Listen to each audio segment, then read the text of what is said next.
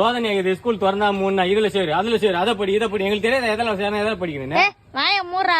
அம்மாவன் பேரு ஸ்கூல் தெரியுமா? அம்மாவன் பேரு ஸ்கூல்ல சீட்டு கிடைக்கலன்னு அவன் அலமோதின்னு கிடக்குறான். உங்க அப்பா அவன் கையில காலில் ஊந்து வாட்ச்மேனுக்கு சரக்கு வாங்கி குத்து கரெக்ட் பண்ணி உனக்கு அழகா ஒரு சீட்டை வாங்கிட்டு வந்து குத்து இந்தாப்பான்னு சொல்லி படிப்பான்னு சொன்னா அழகா நீ வேஸ்ட் பண்ணிட்டு வர அம்மா பேரு சீட்டை.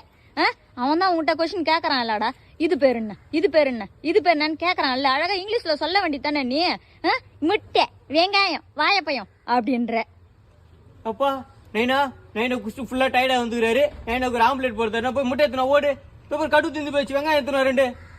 நீ வீட்டுல குவாய்க்காயின்னு பேசுற நான் போய் அங்க வீடு பேச முடியும் இங்கிலீஷ்ல. நீ வீட்டுல ஒழுங்கா சொல்லி கொடுத்தாதான் நான் போய் அங்க ஒழுங்கா பேச முடியும்.